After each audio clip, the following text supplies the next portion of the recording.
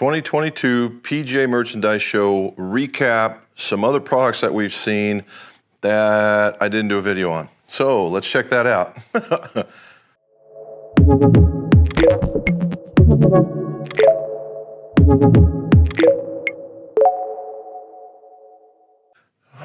Welcome back to the McGolf Shop.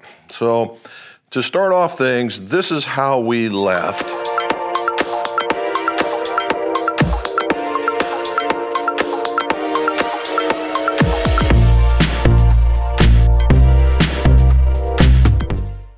And this is how we arrived in Florida.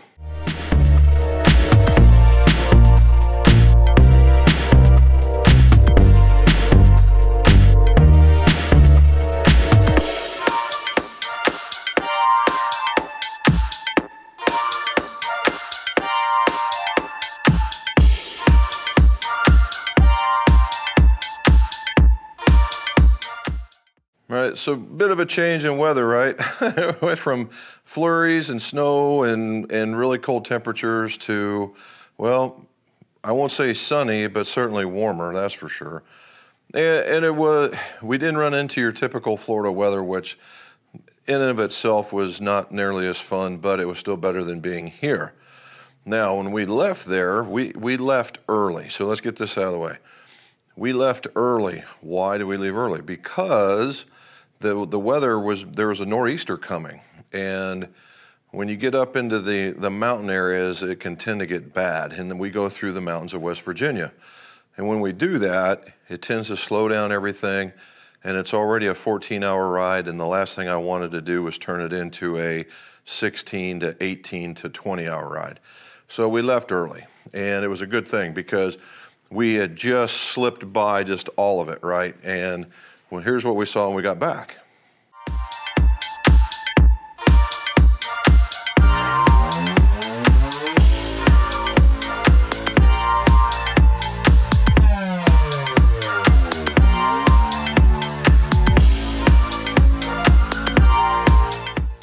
All right, before we get all this started, I'd like to ask you to like, subscribe to the channel, hit that bell that's down at the bottom.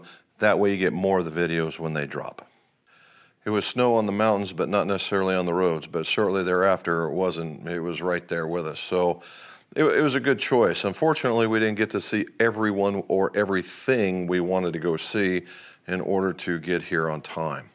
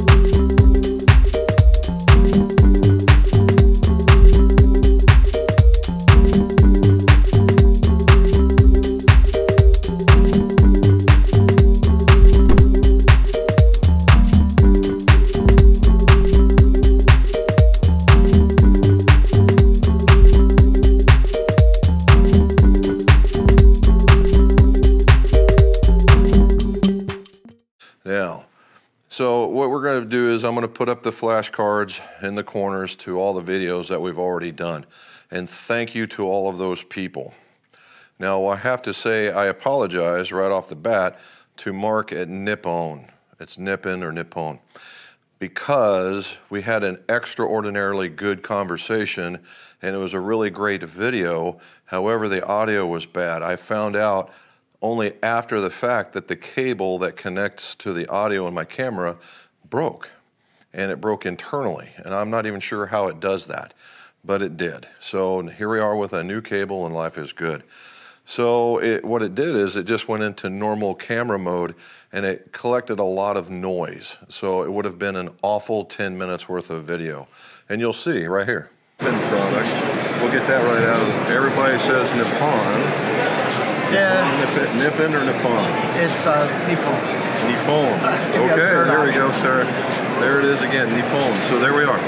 So you see me and I work a lot with the Modus shaft. However, we have Mark here who I've been dealing with for years, and we're going to go over the other lineups that you guys might not be aware of in order to make sure that you guys are getting the right shaft in your irons in order to make your golf better, right? Make your golf more fun. So we'll let Mark take it away. He's probably the most knowledgeable guy I know about this stuff, and the different shafts fitting different swings, and we'll go from there. Yeah, Jim. So the simplest explanation of our line is we have a series of steel shafts for irons. And we have the Zelos, the NS Pro, and the Modus.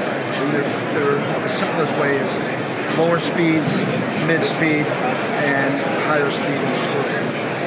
Okay. And then if people just understand that, that's going a long way to at least selecting your category of shaft. However, if you want to go even deeper, beyond just weight, flex, and trajectory, really all our different models are based on your swing type.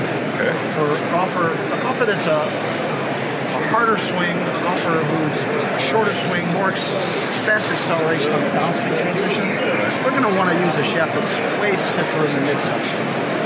Versus a golfer with a long swing, applies the pressure more evenly, maybe has the same speed as that other golfer, but he just applies the speed differently. He's going to want to be able to feel the shaft. He's going to want more of a softer midsection. And so that's why, especially in the Modus line, we have shafts for short, aggressive, hard swingers. We have shafts for longer swingers,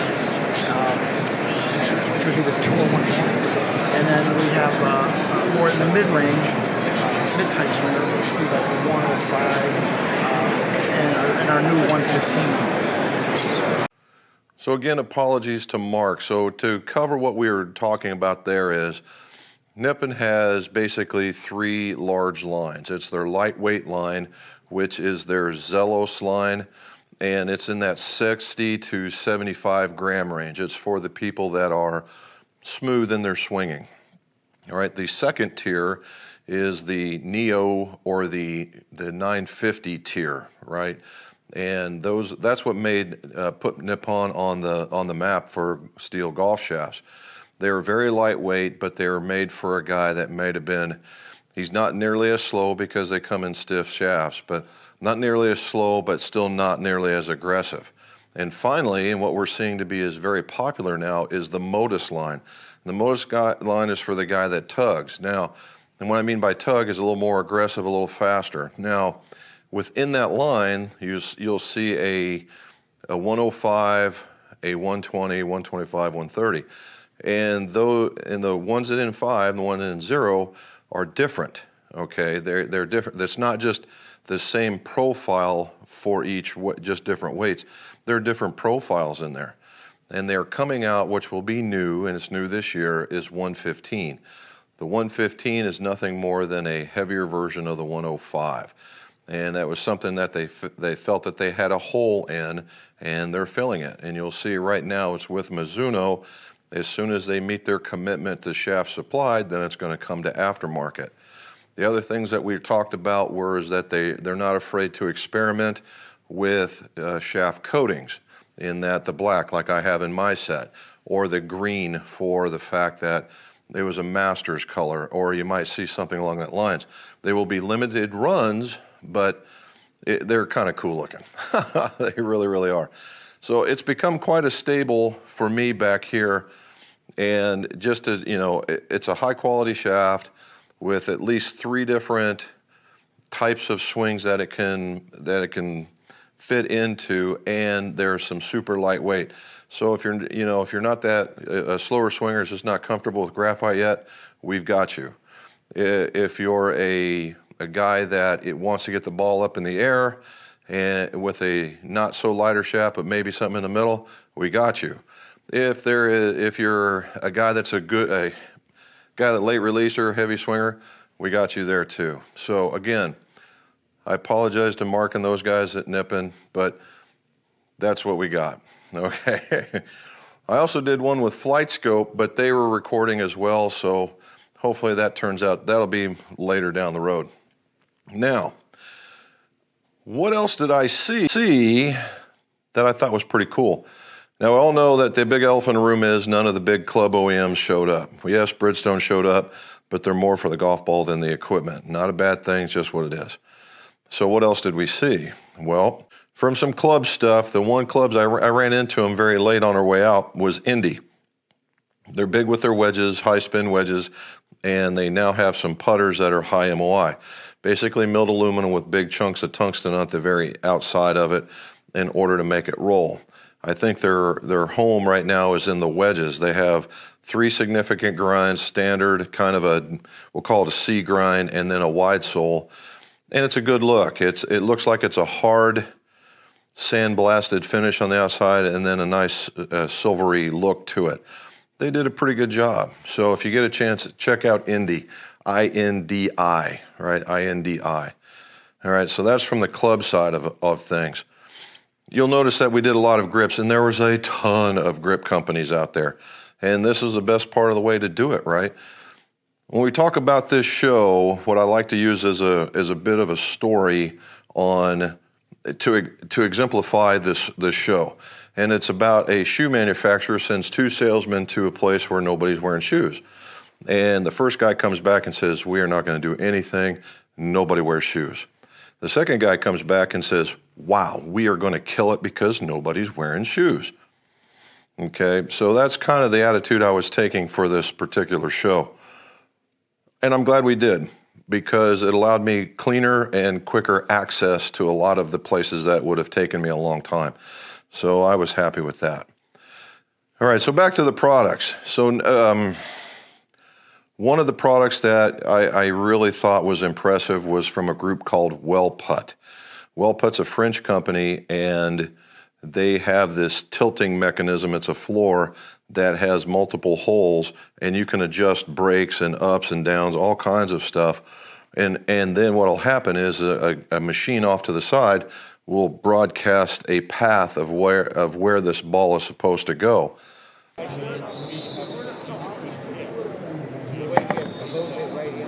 This is an extraordinarily good training aid to train you on brakes, right? On braking putts, on to trust the fact that you can hit it way outside and watch it die in. An excellent training platform, a good fitting platform for that matter. It could just do it. Now, is this going to be in everyone's house? No. All right, there is a price tag to it, and there's various sizes, and as they get bigger, they cost more. But if you're full-timing or you have a really nice man cave, this may be for you. Now, in addition to the Wellputt platform, they also have these putting mats, we'll call them, and they're 10 foot, 12 foot, whatever you want, ever wide, and they have these little training lengths so you can train for distance, right? And a very nice surface to be sure. So there's more than just the platform, there's other things to consider. So if you're looking for a mat or something along to train for putting that doesn't take up a lot of room, check out Wellputt, okay? Now for the stuff that really wasn't golf related, well, it is, I guess, golf related, but not golf clubbish, right? we'll go back to my buddies at Grooveit Tool. Grooveit Tool. All right. We'll get it in there eventually. There it is. I've done 2 of the Grooveit Tool videos, and what I'm finding out is they've found a home in corporate logoing. Right? If you had a business, big or small, you could get your logo put on it.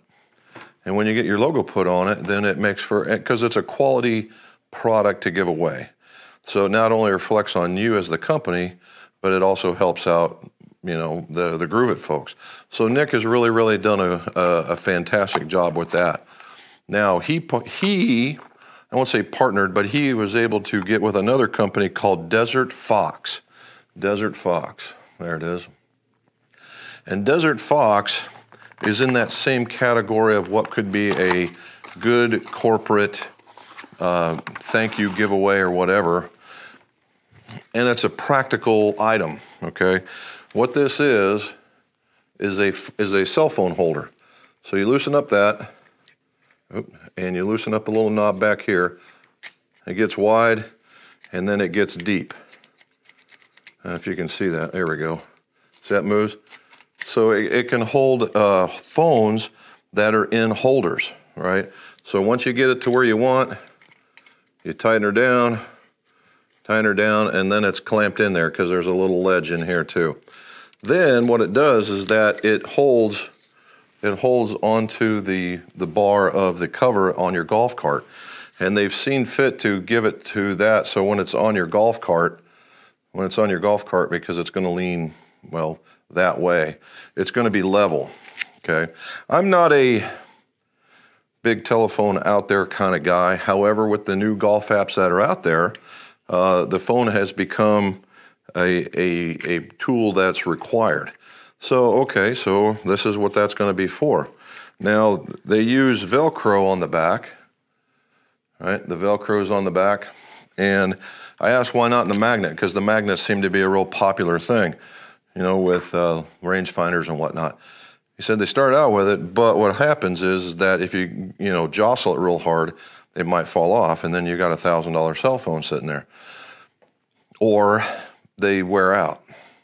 So you got the Velcro. So it's a more manual thing, but it's more secure. So there's that. there's my big ones. Now the last but not least one is the American Soul Brothers barbecue sauce. Yes, you guys know I like barbecue, and these guys are actually a good set of guys. They're veterans. It's made in the USA, the whole 9 yards. How could I not like this?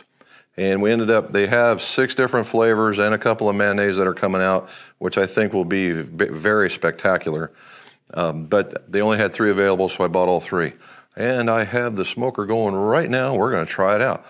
So anyway, these were some of the products that, that you may not see as being very flashy, but I think really were very useful in what we were doing with that. So do I think that here's a couple of pictures of the very beginning of it. Normally this place where I'm showing you is packed side to side, top to bottom, people all around. As you notice, it's not, right? And that was the expectation. Now we walk in, and normally that's a pretty busy flow. Normally there's more, but again, I think it was more than what was expected. Okay, that works out good. And so I'm glad to see that the PGA show opened. I'm glad to see people attended. I'm glad to see more than what we thought what I was expecting to be attending showed up. That way, hopefully next year we get back to normal and we see everybody at the PGA show. Again, thank you for watching all the other ones. And if you haven't, there should be a list. When we get to the end of this, there'll be a subscribe circle over here, and most likely a video over here that says, from this, hopefully it takes you to those other ones. And that way you can see some of the other products that were out there. And as always, guys, thank you very much. And let's see your scores go low.